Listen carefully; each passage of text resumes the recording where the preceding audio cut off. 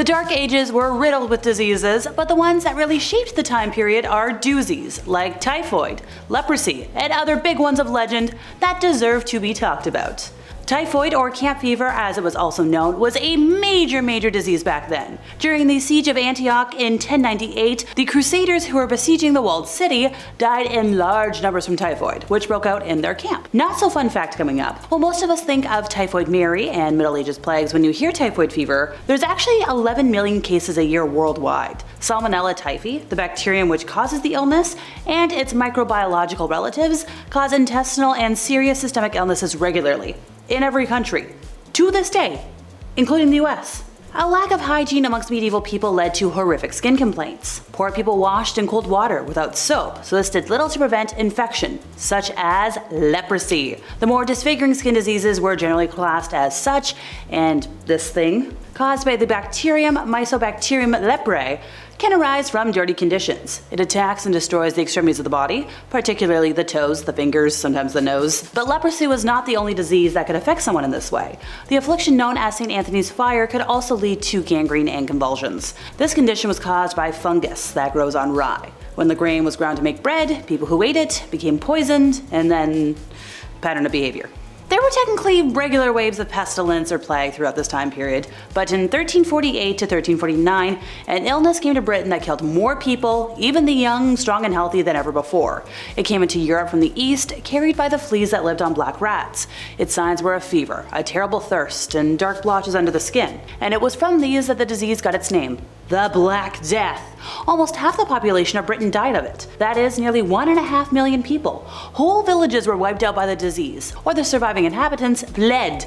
In a lot of villages, there was nobody left to take care of the fields, and then that's how you got famine. And also you drove out whoever was left. You can still see the sites of some of these deserted villages today. Nobody knows technically what caused the disease, but medieval medicine was powerless against it. People were hopeless. They were afraid. They thought this was a sign that God was angry with them. Maybe he was. One of the most common diseases at the time that doesn't really get talked about was malaria. We often think of this as a more tropical disease, but that's because Europeans put in the right efforts at the right time to nuke it. Endemic malaria, which claimed 229 million new cases and 409,000 deaths in 2019, mainly in Africa, was eradicated from Europe by the mid-20th century.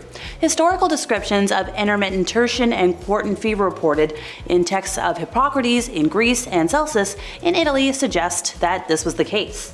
A couple of paleomicrobiology investigations have confirmed the presence of the malarial parasite Plasmodium falciparum in the 1st, 2nd, and 5th century for infected individuals in diverse regions of Italy, and also later in Bavaria. The pathogens, discovered in the 19th century in Algeria, were controversially used as therapeutic agents in the European pharmacopoeia more than 2 centuries after effective treatments had been introduced in Europe. The discoveries in the late 19th century showed that malaria was caused by protozoan parasites, which are transmitted by mosquitoes, and this quickly led to intense speculation about its history. Turns out, malaria has passed through about 3 distinct phases during the last 100 years or so. It is estimated that smallpox was introduced to Europe between the 5th and 7th centuries, with frequent epidemics during the Middle Ages. The first protection against smallpox consisted in rubbing infectious material from patients with the disease into the scratched skin of the young. During more than 60 years, the vaccination was carried out from arm to arm, with a certain risk of syphilis. But from 1864 onwards, then we got the vaccine, and this was produced on cows to avoid that risk. Seeing as this was the first vaccine to be widely deployed in humans, it's kind of fitting that smallpox was the first human infectious disease to be eradicated by vaccination, which was a big milestone. It was achieved in 1979. Sadly, it's not so much the case anymore. Routine vaccination is no longer undertaken, so now it's back. In the medical writings of Europe throughout the Dark Ages and well into the Industrial Age, tuberculosis was a big one. It was also known as the White Plague, or consumption, all in reference to the progressive wasting of the victim's health and vitality as the disease took its unavoidable course. Evidence that tuberculosis and humans have long coexisted comes primarily from studies of bone samples, which were collected from a Neolithic human settlement in the eastern Mediterranean. Genetic evidence gathered from these studies indicates that roughly 9,000 years years ago, there existed a strain of tuberculosis similar to strains present in the 21st century. Evidence of infection has also been found in the mummified remains of ancient Egyptians, and references to wasting occur in the writings of the Greek physician Hippocrates. The cause in the Dark Ages was assumed to be mainly constitutional, either the result of an inherited disposition or of unhealthy or, icky living. In the first edition of the Encyclopedia Britannica, it was reported that a tendency to develop consumption of the lungs could tragically be expected in people who were fine, delicate, and precocious, causing as much as 1/4 of all the deaths in Europe, arising with particular frequency among young adults between the ages of 18 to 35, and bringing on a lingering melancholy decline, characterized by loss of body weight, skin, sunken yet luminous eyes. Well, tuberculosis was enshrined in literature as the captain of death, the slow killer of youth, promise, and genius. One of the most common and lethal diseases suffered by warriors at the time was dysentery. It's a disease that causes inflammation in the lining of the large intestine. Symptoms include fever, upchucking, also a lot of stuff going out the other end. So a lot of these diseases were devastating for medieval armies, especially when you're trying to take over a fortress. The origin of the disease wasn't well known, although by simple common sense, a lot of folks tried to avoid camping in swamps. But sadly, you can't always pick where you sleep. As a consequence, outbreaks could have huge impacts on battles or wars. One of the reasons the English were so few against so many French in the big battle of Agincourt was because Henry led the terrible siege of Harfleur earlier in the year. His army was decimated by diseases due to the swampy nature of the land, which had been flooded. Another example sees the same Henry die himself of this disease. He caught it in a different siege and died a couple of months later because it, really weakened him. This was really a thing to take in consideration, but its causes, and those of similar diseases like typhus, weren't fully understood. And this led to very high death rates in some occasions, and I mean very high. So back to Henry, he landed in France with an estimated 30,000 men in 1415. And after that siege, when there wasn't a lot of people fighting, it is estimated that he fielded about 12 to 15,000 men, which that's a heavy toll. Diphtheria might be documented back to ancient Egypt and Greece, but severe recurring outbreaks began only after 1700. 1 of every 10 folks infected died from this disease. Symptoms ranged from severe sore throat to, loss of air due to a false membrane covering the larynx. Until treatment became widely available in the 1920s, this disease was a death sentence. In the 1880s, Dr. Joseph O'Dwyer, a Cleveland native, developed a method of intubating patients, so inserting a tube to keep the airway open to survive the life-threatening phase. Although neither foolproof nor simple to use, this sort of treatment comprised a life-saving last resort.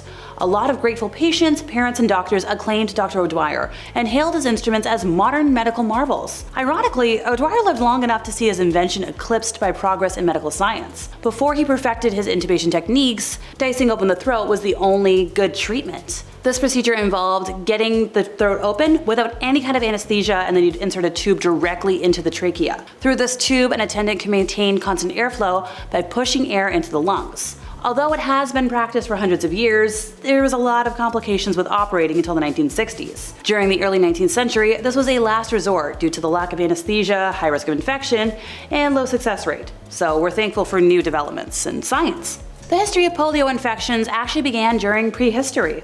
So this is an infectious disease caused by the polio virus, and approximately 75% of cases are actually asymptomatic. Mild symptoms, just like sore throat, fever. Sometimes it's a little more severe, then you get like a headache, neck stiffness, and more. These symptoms usually pass between 1 to 2 weeks.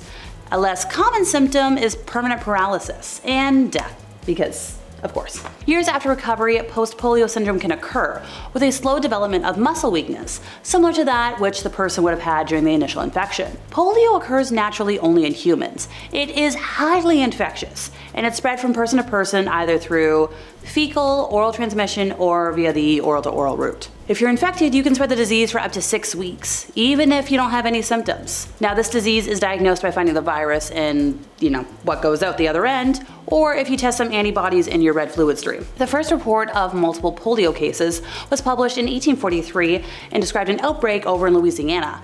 A 50-year gap occurs before the next US reports a big cluster of cases, 26 in Boston in 1893. The first recognized US polio epidemic occurred the following year in Vermont, 132 total cases, which that's a lot of people.